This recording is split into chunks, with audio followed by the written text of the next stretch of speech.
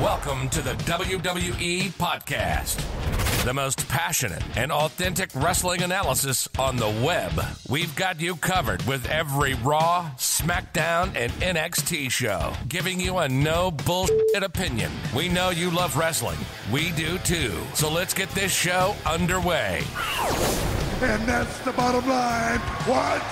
'Cause Stone Cold said so.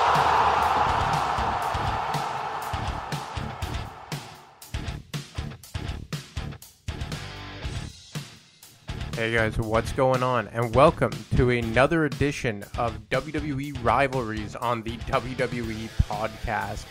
It is Friday, January 15th, as we are just 2 weeks away from the Royal Rumble pay-per-view. And I gotta say, guys, does anyone have a favorite here?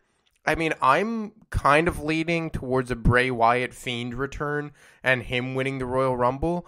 But at the same time, who really knows? You've heard guys like Kevin Owens potentially winning it. If Drew McIntyre drops the belt to Goldberg, which, don't worry, I'll get to again with him accepting the challenge this week on Monday Night Raw. Maybe he wins it and crosses over to SmackDown to face Roman Reigns in a championship match for the Universal title to headline the pay-per-view. But look, it's truly the WrestleMania season. As another thing is, we are approaching almost a full calendar year without fans as we look to completely round the calendar year in this COVID-esque era, not just in the WWE world, but worldwide. And I'm sure if you guys know by now that I'm a big hockey fan, and with the NHL season kicking off 2 nights ago, some markets have had limited capacity in attendance. And I gotta say, it's weird to see. It's almost like I've been conditioned to just be used to no fans. And now when I see fans in the building for a sporting event, it's like it's a shock to the system, much like it was back in March of last year when there were no fans in the building. But one pay-per-view and one rivalry that was jam-packed with fans is the one we'll be covering today, and that is Hulk Hogan, Hollywood Hulk Hogan, versus The Rock back in 2002, and actually spilled into 2003 in one of the most historic and iconic rivalries in the history of WWE. And I got to give a shout-out to Matt, who got my wheels turning a bit on this when he reviewed the NWO's debut in WWE a few weeks back on his Wrestling Nostalgia, and that really inspired me to review this rivalry of The Rock versus Hulk Hogan 18 years ago. But before we get into that, as always, I like to touch a bit on the WWE product, and I'll start at the top with on Monday Night Raw, Drew McIntyre is away for COVID-19 reasons. And in doing so, and subsequently rather, the WWE creative thought it would be a good idea to bring back Triple H for no reason. And to be honest, that's what I think it was. I think it was nothing more than a ratings draw to try and spike some new viewership. And I gotta say, it worked with me. I made it a point to try and watch Monday Night Raw as quickly as possible. But as per usual with WWE, it was for no long-term goal in mind, and he comes back. He has a brief encounter with Randy Orton. Randy Orton challenges him to what I thought was a match, and it turns into a fight, I guess, a brawl, and then it leads to Alexa Bliss coming back and shooting a fireball in Randy Orton's face. And I gotta say, a couple layers to this whole thing. I'll start with Triple H.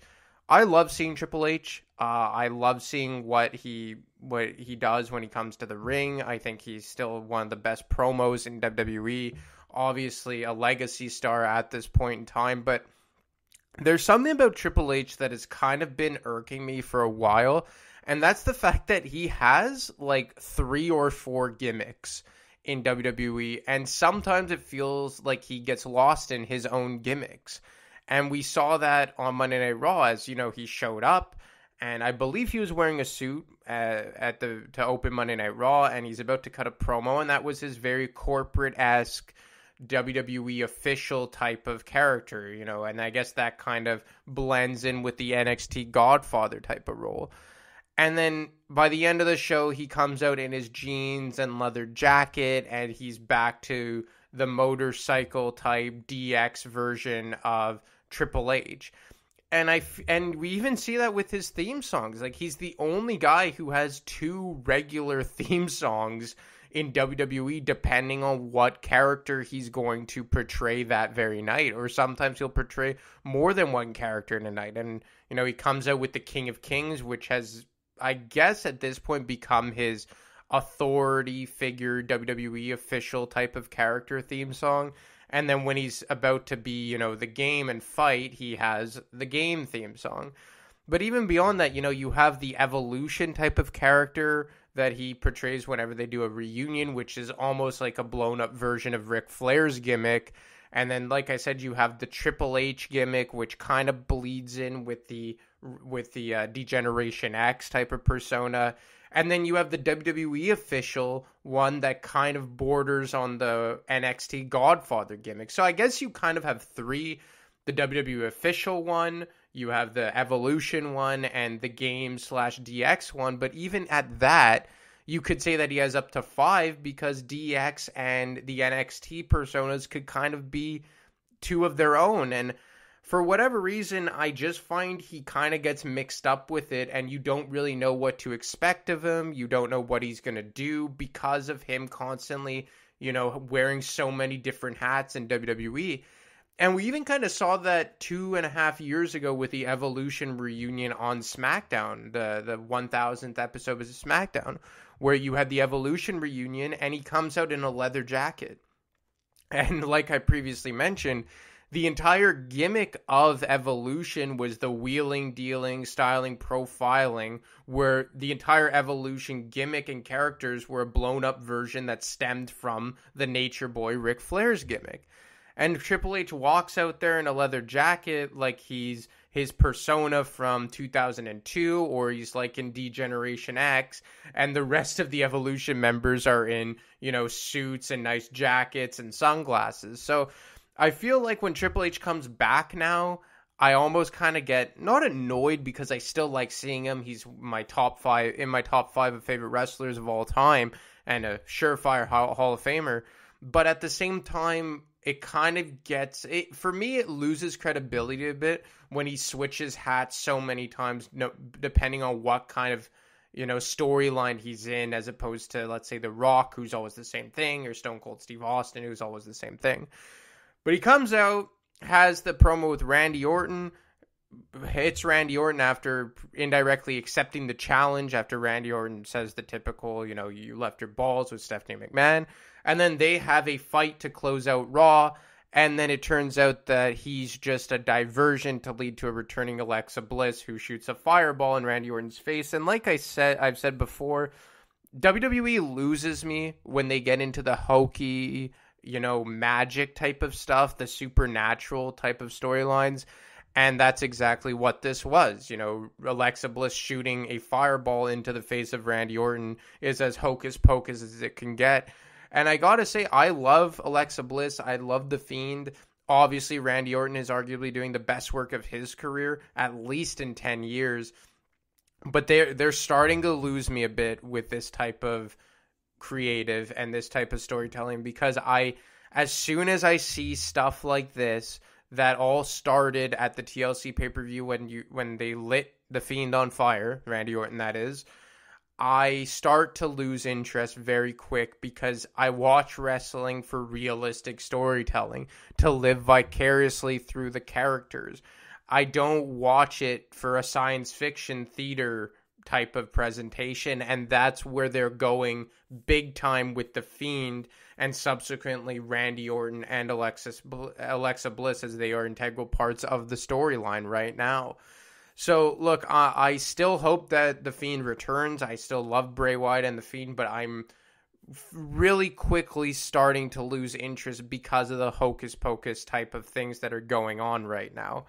Further on Monday Night Raw, I mean, I gotta say, and I've talked about it a lot, but not specifically Bobby Lashley. I've just talked about the Hurt Business as a whole, how much I've liked them. But the way they are building Bobby Lashley as an unstoppable force right now, I think is positive on several levels. For one, it legitimizes the Hurt Business as a big-time faction, and I think that they could do a lot more than they're doing already, and that's saying something, as they are holding 75% of the titles that are available to the men's roster on Monday Night Raw right now. But I think that quickly this could become a main event type of faction. And I've said it before. I touched on it when I was on with Matt on December 27th on our weekend review.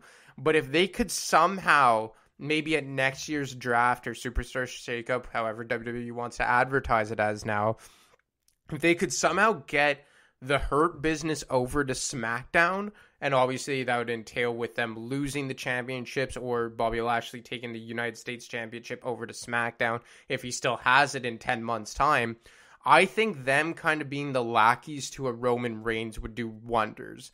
Maybe not always being, side by side with them and sharing every gimmick and every spotlight with one another, but them kind of having some form of affiliation with Roman Reigns. And we know MVP always looks for opportunities to, move his way up the card. I think that could be kind of good storytelling. I don't always like to be the guy who fantasy books, because with WWE, it's always a crapshoot as to what you think they'll do in the future.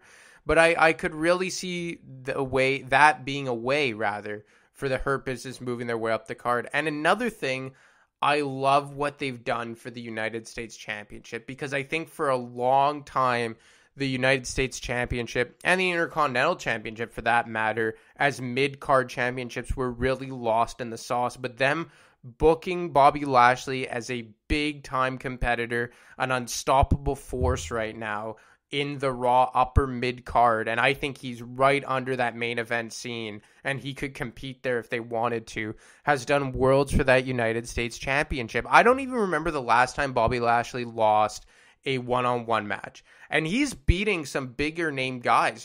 Beating Matt Riddle clean like that, that's nothing to sneeze at there. And I think they're doing an awesome job with Bobby Lashley. He's not a guy who needs 50-50 booking. And now that I'm thinking of it, I think the last time he may have lost was it Money in the Bank that he challenged Drew McIntyre for the WWE Championship, or Extreme Rules, one of those two. But I think the last time he lost a one-on-one match was to Drew McIntyre. And if I remember correctly, it wasn't even clean, which is weird that they never revisited that. But I don't think he even lost clean to Drew McIntyre. So great job what they're doing with Bobby Lashley. And another thing that they're doing, and it's a simple thing, but one thing that they're doing with Bobby Lashley to legitimize him as a big-time star and separate himself from the rest of the Hurt Business, much like they did with, let's say, Evolution with Triple H, 15, 16, 17 years ago, is that you rarely see him with Shelton Benjamin and Cedric Alexander unless they're going to have a match or unless they're entering the building. Like he never walks out with MVP to accompany Benjamin and Alexander for a tag team championship match, and they never accompany him to the ring if he's defending his United States Championship. Bobby Lashley is being presented as leaps and bounds ahead of the rest of the Hurt Business. Now, of course, MVP being the unspoken leader and the manager and kind of the straw that stirs the drink for the business. I guess that I could refer to them as a business, but for the faction as a whole, I think that them presenting Bobby Lashley ahead of the rest of the team is very smart booking, and a subtle thing that maybe not a lot of people are realizing, but I have. And look, I gotta say, the Hurt Business, it's one of the best built factions in quite some time. Probably the best built faction since The Shield. And I really hope they keep them together for a while because, it's done worlds to make Shelton Benjamin relevant. And he's been back in WWE for over 4 years now. By far the most relevant he's been upon his return. It's catapulted Cedric Alexander into relevancy much more than he was when he tagged with Ricochet over the summer. And MVP, I mean, I said it so many times. I came on here a year ago and made fun of them bringing MVP back, and he has completely shoved that down my throat, and I can't say enough for how good MVP has been, especially on the mic, or exclusively on the mic, because he rarely is in the ring, and when he does, he usually loses, like this past week on Monday Night Raw. So I think that they are one of the few bright spots consistently, and that's the key word there, consistent bright spots on Monday Night Raw, because obviously here and there are several different bright spots a week on Monday Night Raw, but they are consistently a big plus and positive for Monday Night Raw. Over on the SmackDown side of things, I gotta say, maybe I'm in the minority, but I'm actually pretty intrigued with where they're going with this Adam Pearce Roman Reigns angle. I don't think that it will ultimately end up being Pearce versus Reigns for the Universal Championship at the Royal Rumble. But in saying that, I think that it's kind of cool and important that they're integrating Pearce into this. And you know, I brought up last week when I reviewed Austin versus Bischoff that I think in the right sense and in the right situation, it is very good to incorporate authority figures into the actual storylines featuring the competitors. And I think we may see an example here. But in saying that, if they actually do build to an Adam Pearce versus Roman Reigns match at the Royal Rumble, I would be fairly disappointed because there are so many other guys on the SmackDown roster I'd rather see them build that towards. And I think what they did with Shinsuke Nakamura this past week on SmackDown, or at this point last week on SmackDown, was a big step in that direction in terms of his career, because I think he could do a lot more than be a tag team partner to Cesaro at this point. But, you know, guys like Daniel Bryan, if they want to revisit Kevin Owens, you know, there are several people that they could build to Roman Reigns. But in the short term, I find it very interesting what they're doing with Adam Pearce, because even just the way Paul Heyman has talked it up, like, you know that, or at least I hope rather, that there is a long-term goal here in mind with a big-time payoff more towards the Royal Rumble. And heading beyond the Royal Rumble, I'm really intrigued where they're going to go with Roman Reigns in terms of who his opponent will be come WrestleMania time. You know, I brought up earlier that maybe it will be Drew McIntyre if indeed he drops the belt to Goldberg at the Royal Rumble. He enters the Royal Rumble and wins it for the second year in a row. So look, there's a lot of ways that they can go here, but the other thing about SmackDown is that beyond Roman Reigns, I mean, it is a tough go right now. I have to say it is a tough go to get through SmackDown. The only bright spot about that, or the positive in terms of that, is that it's only 2 hours as compared to Raw, that's 3 hours. But it seems that on SmackDown right now, their go-to is, or WWE as a whole at the moment, is their go-to is just making championship matches galore almost weekly. Like Apollo Crews fighting Big E for the Intercontinental Championship. Like, why? Where did that come from? Why do I care? I mean, I don't know why I'm supposed to be invested or even think that Apollo Crews has a snowball's chance in hell of getting the victory over Big E when there's zero build to it and he hasn't been on television for the majority of the episodes over the past couple months. I am happy that the Dirty Dogs and Ziggler and Rude took the belts off the Street Profits. Not because I don't like the Street Profits, but it was time. I think a combination of their runs as tag champs on Raw and SmackDown were approaching a year here. It seems that they just perpetually have had one of the two tag team championships for the better part of a full calendar year. And I think Rude and Ziggler are guys that are more than capable of being heel tag team champions, and I hope they get a good run. And another subtle thing that WWE did that was very positive in my eyes was that they dropped the whole glorious gimmick for Robert Roode. Because look, I gotta say, I like Robert Roode, but I never connected with the glorious ripoff of the Nature Boy Ric Flair type of gimmick. I didn't like his theme song. I know a lot of people did, but I really hated the theme song. I didn't like the entrance. I didn't like the robe. And it made even less sense when he would come out doing his whole shtick with the robe and the, you know, his glorious build-up when he was beside, you know, a pretty boy in Dolph Ziggler. And him adopting the Dolph Ziggler gimmick with, like, I guess at this point they're almost kind of trying to be like boy toys. Like, sorry guys, just hit my mic there. Sorry about that. I guess their whole gimmick is kind of like boy toys appealing to, you know, the female audience, like kind of like the jocks that you would see at a club or whatnot, who their entire goal there was to try and pick up as many girls as possible with the leather jacket and really good shape. I think that's the gimmick they're going for, and I think it works for them. Dolph has had that for the better part of his career, that kind of gimmick, and I think Robert Roode is the perfect tag team partner who can adopt that gimmick quite naturally. And I gotta say, him coming out in the pink tights and the leather jacket to match Dolph Ziggler, it didn't look at all out of place, and it made a ton of sense, even more sense than the glorious gimmick with the robe. So I gotta say, very happy what they're doing with that, and they have a long way to go to re-legitimize the tag team division, especially on SmackDown. Even more so if they are going to indeed break up Cesaro and Shinsuke Nakamura, because then if that tag team is split up, who else do they have but beyond the Dirty Dogs and the Street Profits? Gable and Otis? I mean, after that, who are we really looking at here in the tag team division over on SmackDown? I guess the two henchmen for Baron Corbin could possibly throw their names into the hat. But either way, really happy to get the tag team championships off of the Street Profits, put them on to deserving winners in Ziggler and Roode. But enough about that, and let's get into the reason you guys are here, and that's to review Hulk Hogan versus The Rock in one of the most historic rivalries in the history of WWE. And it's historic for numerous reasons, and obviously the name recognition. Like, you could argue that these are two guys that are on Mount Rushmore, and undisputedly two of the top 5 wrestlers in the history of the company in my mind. Mount Rushmore, you could argue maybe Flair's on there instead of The Rock, maybe Cena's on there instead of The Rock, but if you go top 5, I don't think there's any way you leave The Rock out.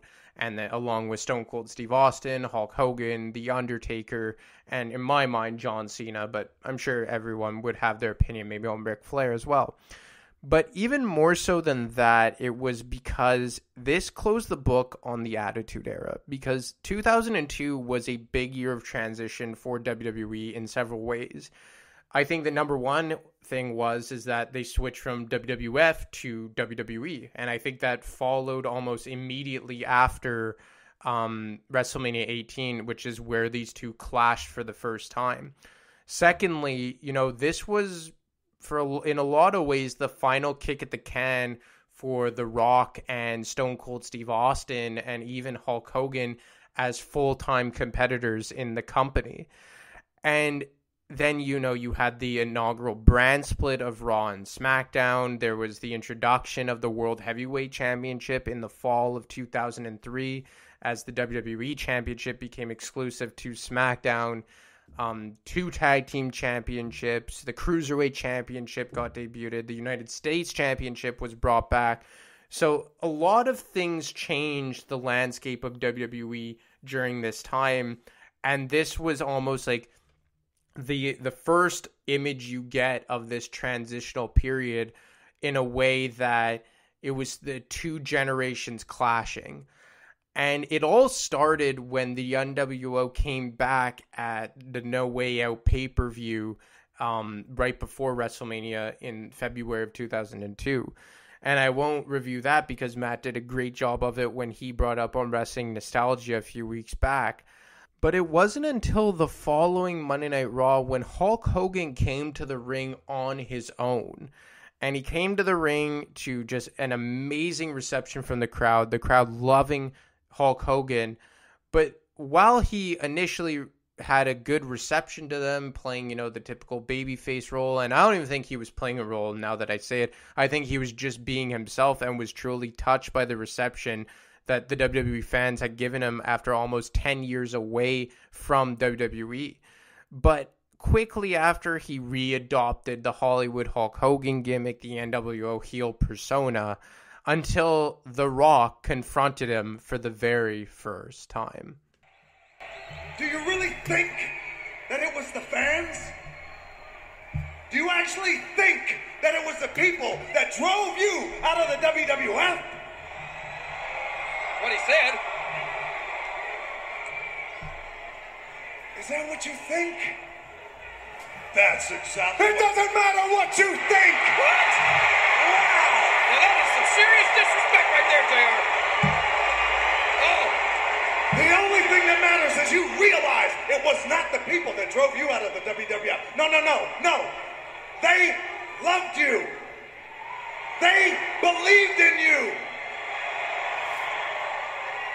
And damn it, The Rock believed in you.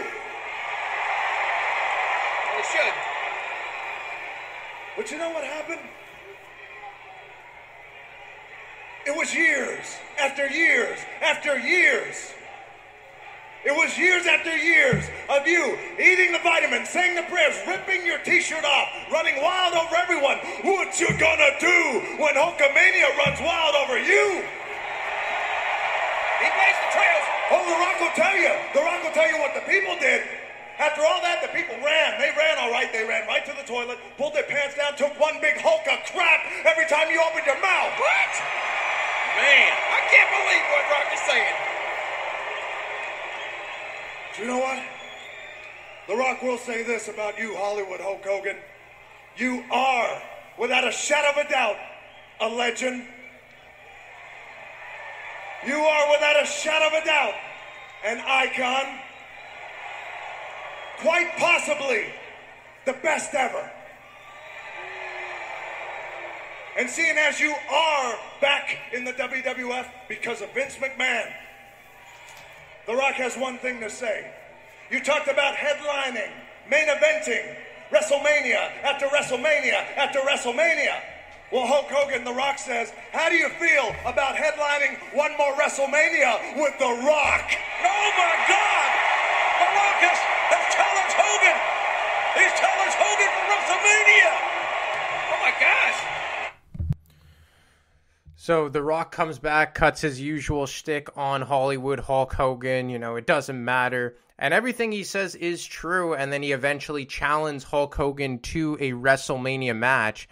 And, you know, I think that this was the type of program that Hulk Hogan needed. I think he needed an ultra babyface who could carry himself through a promo, no ifs, ands, or buts, and could probably get over with the fans upon his inaugural return to the company after, close to a decade of him being gone. And obviously, every wrestling fan ever really wanted to see this match. But it was up to whether or not Hulk Hogan truly would accept.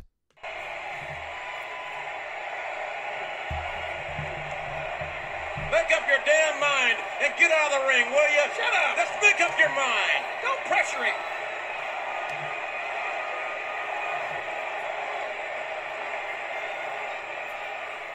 Yes. Oh my God! There it is! There it is! That's the answer we were looking for! WrestleMania! Hogan, The Rock, one-on-one! You know, Rock, they are right. It'll be a pleasure to kick your ass at WrestleMania. Wow! So I say, let's do it. Seal the deal, Rock! You wanted it so bad? I think the deal is sealed. The Rock made the challenge. Hogan has accepted. And by the way, Rock, good luck. Because you're going to need it. Uh-oh. Wait a minute. Let go.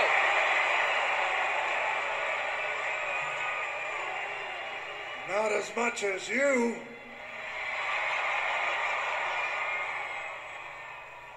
Brother. Oh, brother! Rock bottom! Rock bottom! On Hogan! The Rock just grilled Hollywood Hogan! Oh, brother! They're going to WrestleMania! Did you... So Hogan accepts the challenge, kind of indirectly chirps The Rock, and then The Rock gets the last laugh as he kind of takes a shot at Hogan, calls him brother, and hits him with the rock bottom. Jim Ross losing his mind, which, as always, just makes all of these segments so much better. And we get Hogan versus The Rock booked for WrestleMania 18. Now, over the following couple of weeks, we have several more encounters, as the famous one or infamous one, whichever way you look at it, of the NWO beating the hell out of The Rock, and then when he's in the ambulance, Hogan driving the semi-truck into the ambulance. And this ultimately leads to a SmackDown match between The Rock and Kevin Nash. And while this rivalry was going on, they were also building Stone Cold Steve Austin to Scott Hall in one of the most infamous WrestleMania matches in the history of Stone Cold Steve Austin's career. And I'm going to give my 2 cents on that as well in a bit. His match with Scott Hall, that is, at WrestleMania. So they had The Rock kind of cornered 3-1, that although it was Kevin Nash one-on-one with The Rock, it ultimately broke down into a 3-on-1 mugging, much like they had done to Stone Cold Steve Austin the week prior. And while this was going on, of the NWO beating the hell out of The Rock yet again in a 3-on-1 manner, Stone Cold Steve Austin was sitting at home. Or so we thought. Nash into the ring. The standing forward. And The Rock with a right hand to Nash. And another one. And The Rock is laying it in there. And Nash gets hung up in the top ropes. And Hogan, Rock, face to face. They meet at Mania. Will they go tonight? Will they go tonight? Here it is. This is WrestleMania, baby. Wrestling's past. Wrestling's future. Face to face. Middle of the ring. And you can feel the tension. Feel the emotion. Yeah. Scott Hall from behind. Yeah. And now the pack of dogs. The pack of dogs on The Rock. It's a 3-on-1. Just like the NWO likes it.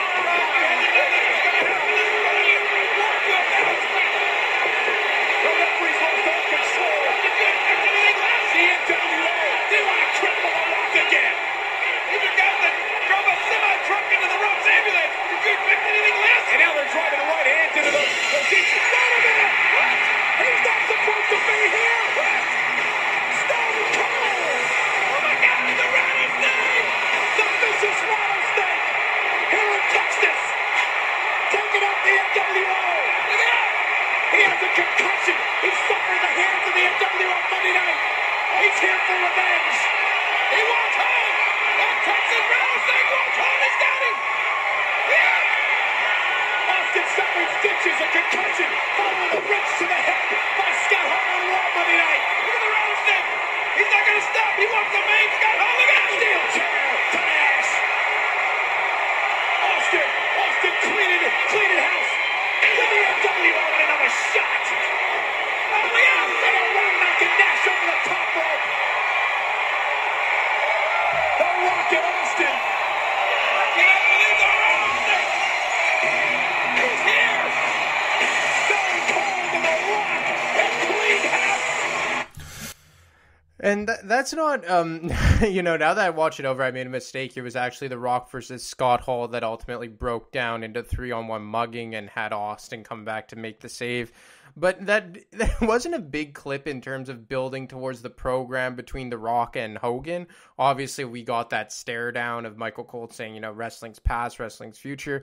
But I just wanted to play it because it always gives me goosebumps. I remember watching it live, and how many times did we ever see The Rock and Stone Cold Steve Austin, two of the most over wrestlers in the history of the company, fight side by side? They had fought against each other 2 times to headline a WrestleMania to this point.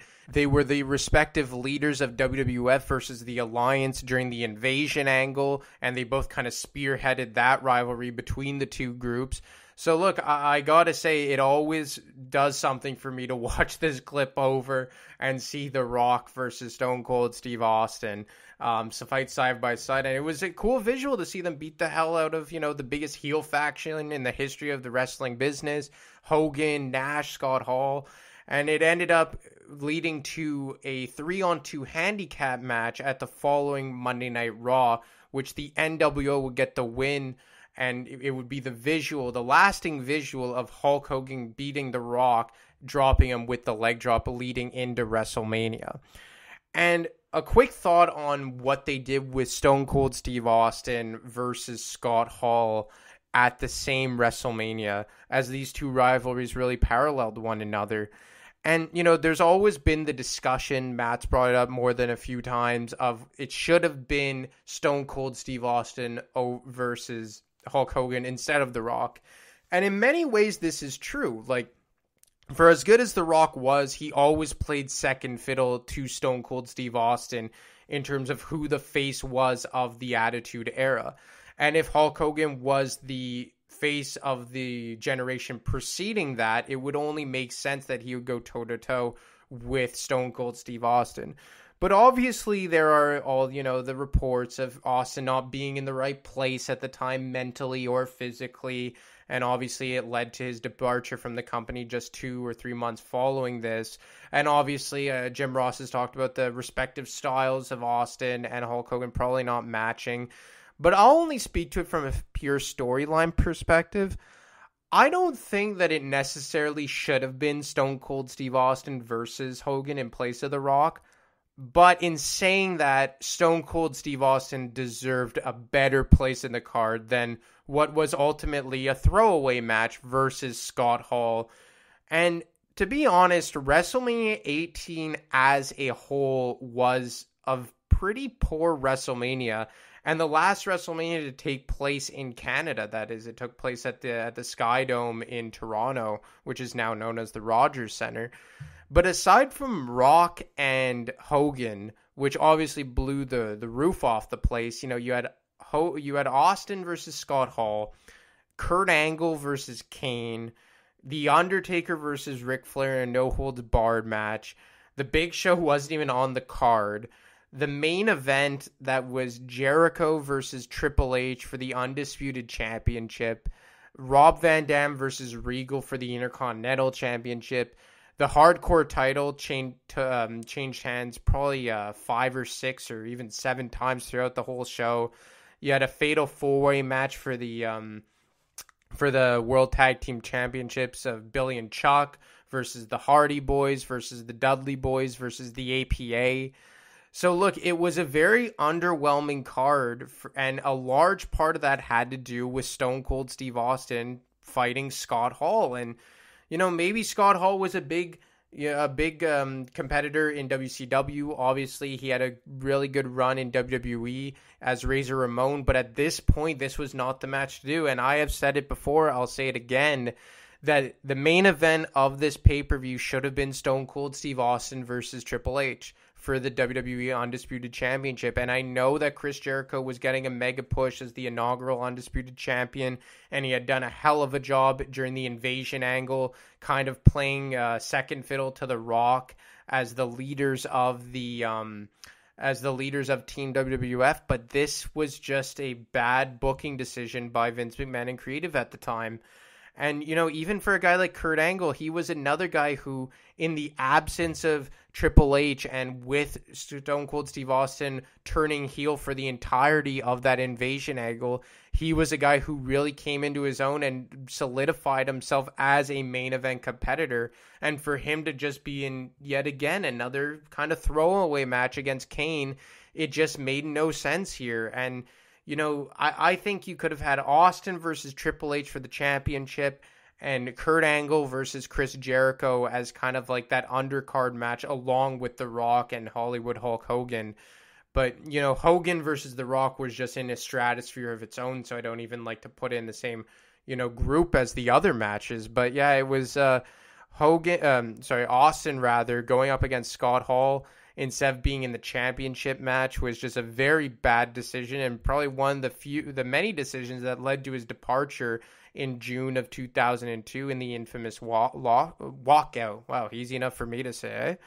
But, it was just, and another thing is that Austin and Triple H never clashed one-on-one at a WrestleMania, so it would have been yet another big match in the history of WrestleMania. And, this was Triple H's kind of crowning moment as one of the faces of the company in his own right. He had been in other main events of WrestleMania 2. He headlined WrestleMania 16 in the Fatal 4-Way match with The Rock and Mick Foley and Big Show. But, he won the Royal Rumble. He entered WrestleMania as a babyface. And with The Rock and Stone Cold Steve Austin on their way out, he was being primed to be the face of the company for the succeeding 3-4 years through the Ruthless Aggression era. And this was kind of his crowning moment as this guy, as a babyface, although he turned back to heel shortly thereafter in the summer.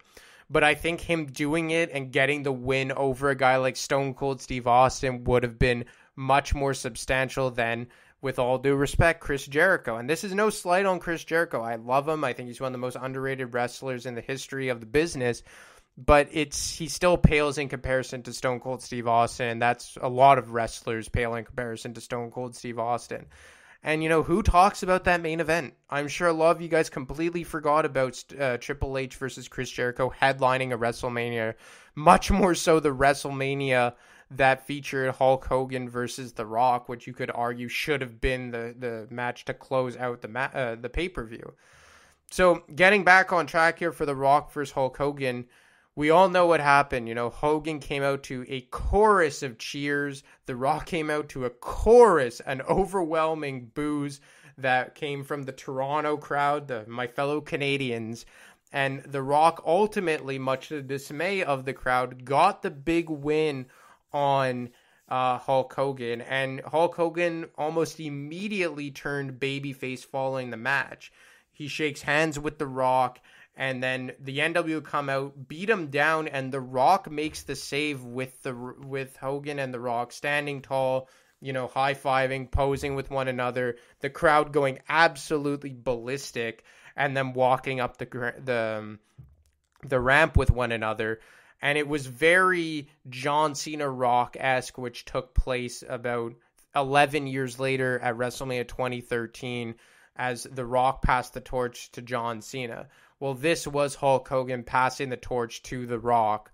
And it was a really cool visual, one of the most iconic matches in the history of professional wrestling, one of the most iconic stare downs in the history of the business. And the match itself, well, it wasn't great. Hogan was never a 5-star worker.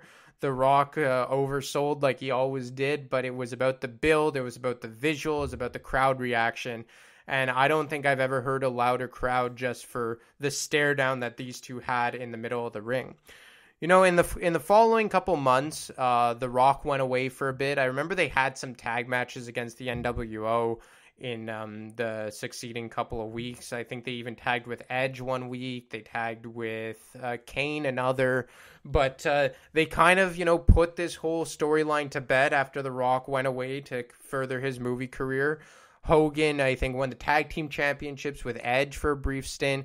He won the Undisputed Championship at the following pay-per-view against Triple H. Actually, I don't think it was the following pay-per-view because Triple H successfully defended it against The Undertaker at Backlash, I want to say. And then Hogan won the championship against Triple H at Judgment Day. And then he quickly dropped it to The Undertaker. So the Undisputed Championship was bouncing around a lot at this time. And I got to say, thinking back on it and reviewing it, it was a very weird time creatively for WWE. Like you seemingly put the crown on Triple H and you pass him the torch as the new face of the company.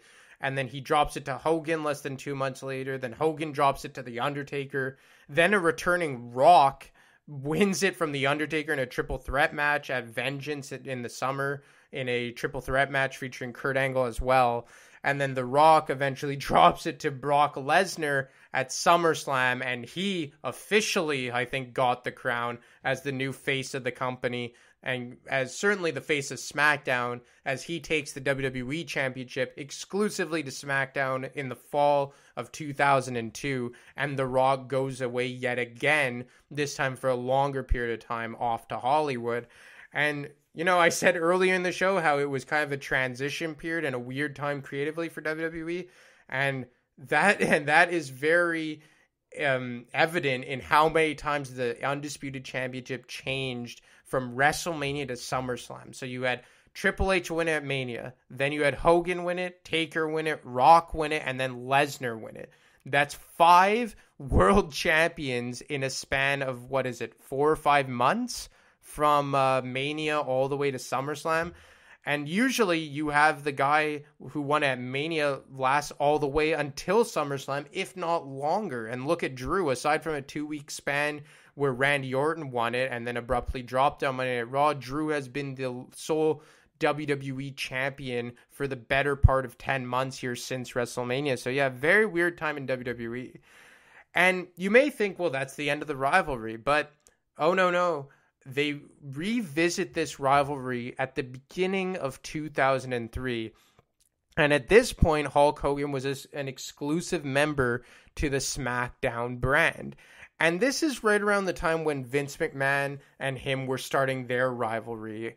And it was getting pretty personal between the two. I remember he was banned from WWE, that is Hulk Hogan, that is, and he came back as Captain America. Stephanie McMahon had reinstated him, and then she started to clash with her father over it.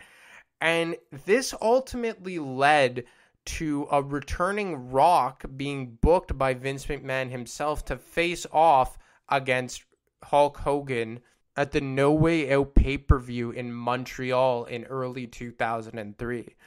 But when we got the return of The Rock for the first time in just about 4 or 5 months, it wasn't the typical Rock we had been accustomed to over the preceding 3 or 4 years. We got a Rock who had been stamped and branded by Hollywood. And were we expecting anything else after he got booed out of the building as a babyface when he dropped the belt to Brock Lesnar at SummerSlam 4 months prior? He perfectly set The Rock up to be a heel when that happened. But before he officially became a heel, The Rock almost indirectly asked the WWE faithful if they wanted to indeed boo him. The Rock just wants it. You got to ask yourself one question. The Rock is dead serious about this. One question. Do you really want to boo The Rock? There's the answer.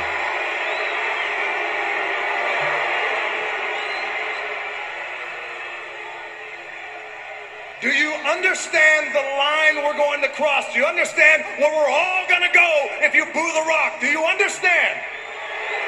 I can't believe these people show no respect to The Rock. Do you people understand the ramifications of booing the Great One? The Rock has showed no respect for these people. Gonna give you one more chance. No, let's not chant anything right now. You people are gonna make the decision. You're gonna make it here, right now, here, tonight. Do you people, one last time, do you wanna boo The Rock? I don't think they want to boo him. Indianapolis could be speaking for the entire world. And The Rock don't like it. He's taken aback a bit. That's fine. You've made your decision. You've made your decision. That's fine. But why do you boo The Rock? Why? Because The Rock, he went ahead and he sold out? Was that it? Yeah, The Rock, he just worked his ass off, wanted to be successful, sold out. Why is it because The Rock has got too big a head? Indianapolis, please. Larry Bird has got a big head, you don't boo him.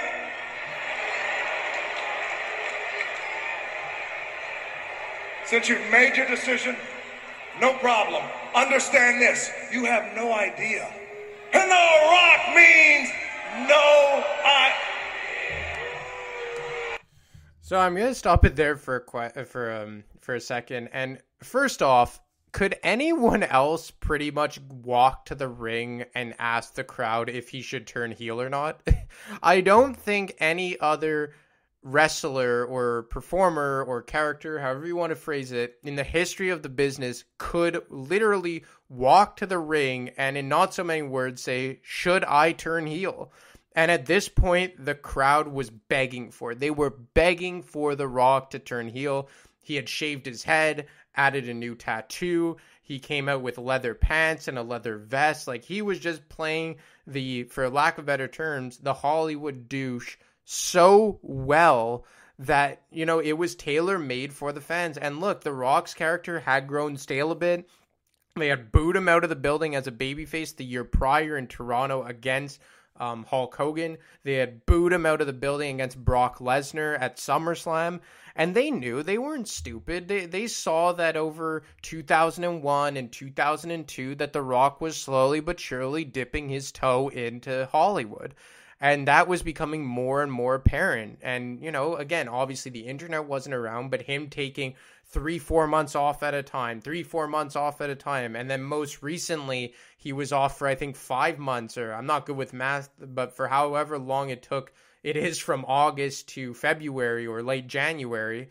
You know, the secret was out. The Rock was slowly but surely transitioning to Hollywood. And by the late 2002, early 2003, the fans very well knew that. And he comes out and they, for lack of better terms, basically say, yeah, turn heel. But what is hilarious about this is that I think The Rock did some of his best work as the Hollywood heel, and it's too bad that we only got to see him do it for about 3 months until after WrestleMania 19 when he had that program with Goldberg. But let's take a listen to what The Rock has to say to the fans after officially turning heel. What is about to happen? Because come No Way Out, you're going to get the different Rock. You're going to get the Rock you want. Oh yeah, fine, no problem. You're going to get it all. You're going to get the jabroni beaten, pie eaten.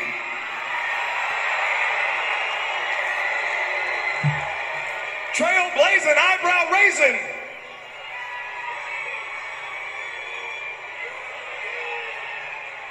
Crystal clear, have no fear. Make more money than in one night than y'all make in a year. Climb a tree, scratch an itch, make Hulk Hogan the Rock's little bitch.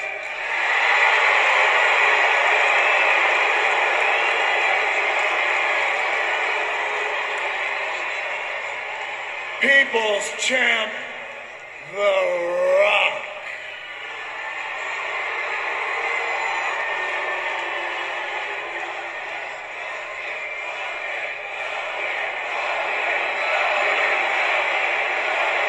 Hogan will be here tonight.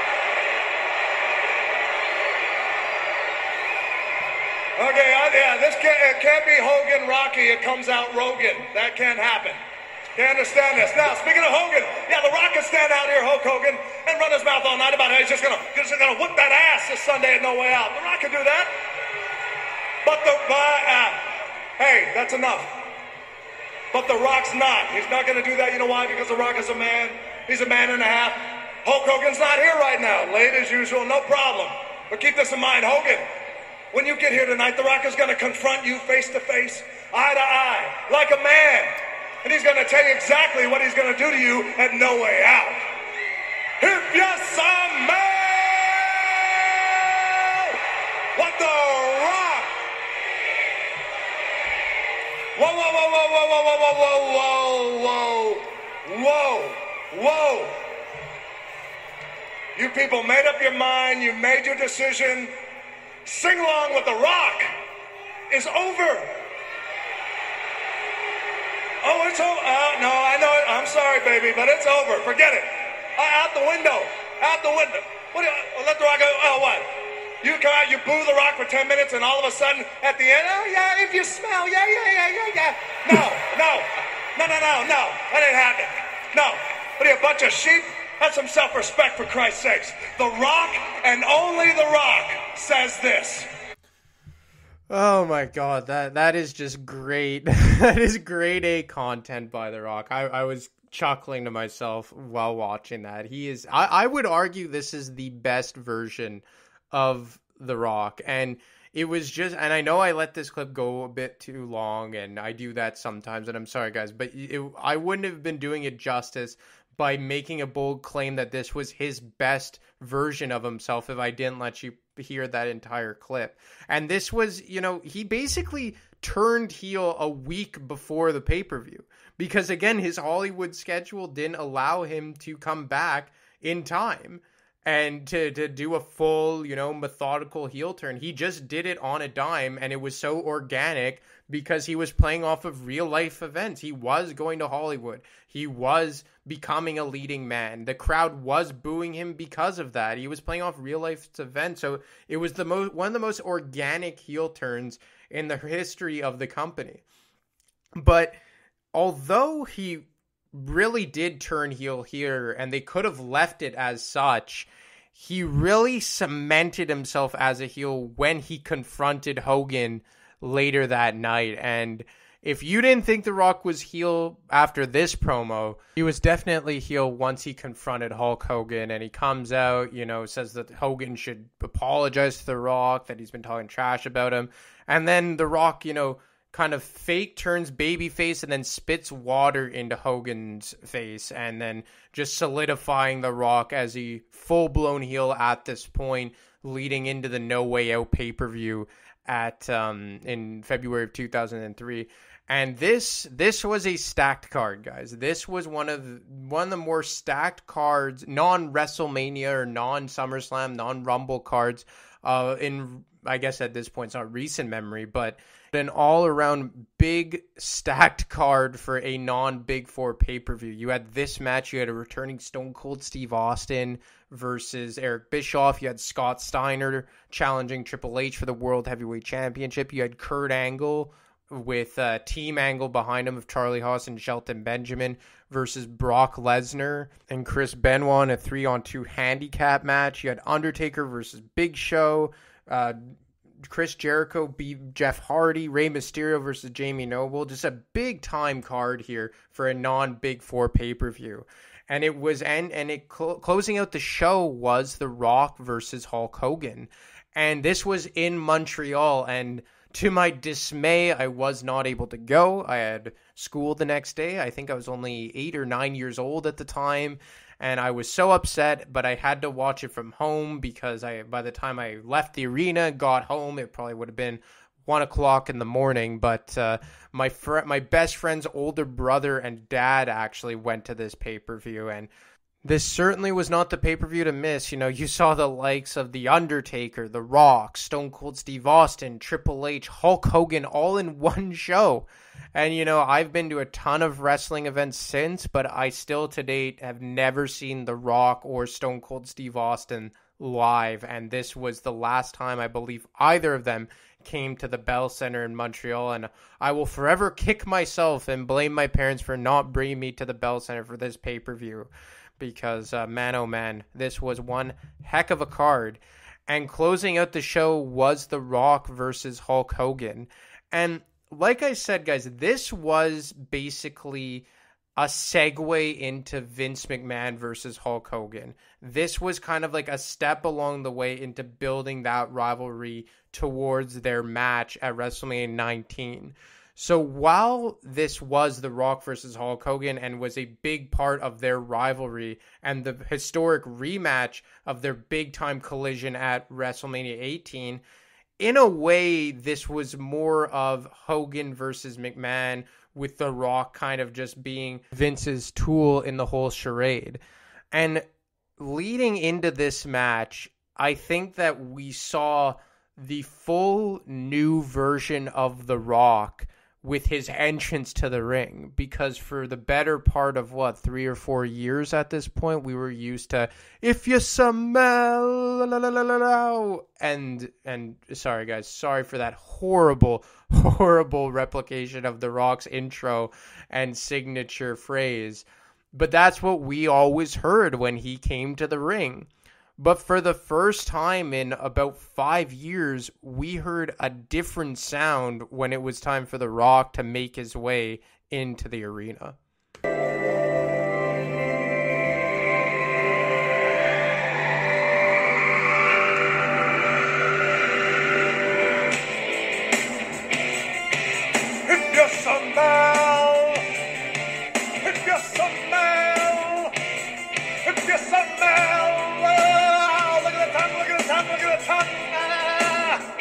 What The Rock is cooking.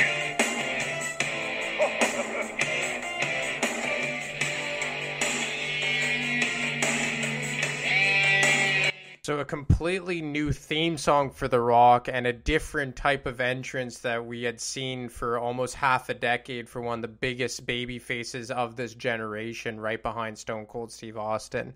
And in the end, they kind of do a Montreal Screwjob 2.0.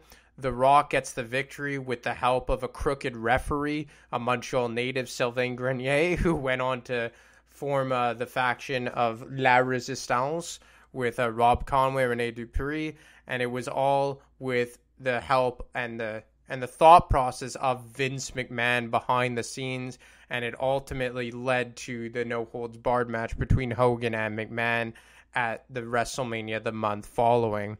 And this closed the book on the historic rivalry between The Rock versus Hogan, as he gets yet another win and finishes with a 2-0 record against Hogan. And look, this was really important for a lot of ways, and more so than just the obvious, name value and name recognition and the overall star power that these two superstars carried. But it really kind of ushered in and bridged the gap from the Attitude Era into the Ruthless Aggression Era. And although it kind of spanned over the course of a full calendar year, with The Rock going away for a large portion of that to Hollywood, I thought that they got it right more so the second time.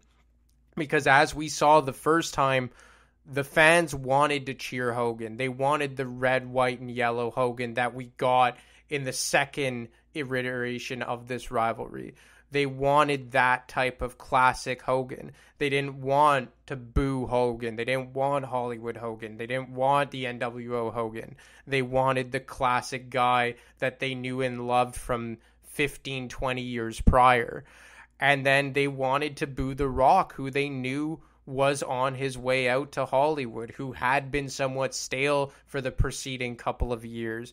And when they brought him back in early 2003 for this rematch, they 100% got it right and turned him heel. And for one of the best runs and one of the best gimmicks that The Rock had over his WWE career, and that's saying something given how over he was as a mega babyface from late 99 to early 2002. And for The Rock to switch on the dime and to play the heel so perfectly tells you a lot about what kind of performer he was in the ring and how good of an actor he was. Because as we see now, is there a bigger actor than The Rock?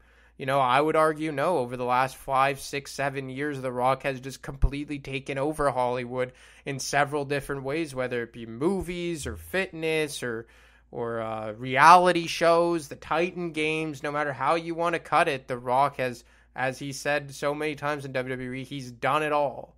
And now that has gone way beyond the WWE horizon. And this was The Rock's last full-time run as a WWE competitor until he came back in 2011, and he had that brief on and off period from 2011 to 2013. But this was his last full-time run where he was on Raw or SmackDown each and every week, because following the No Way Out pay-per-view, he transferred over to Monday Night Raw and had his final clash with Stone Cold Steve Austin at WrestleMania 19.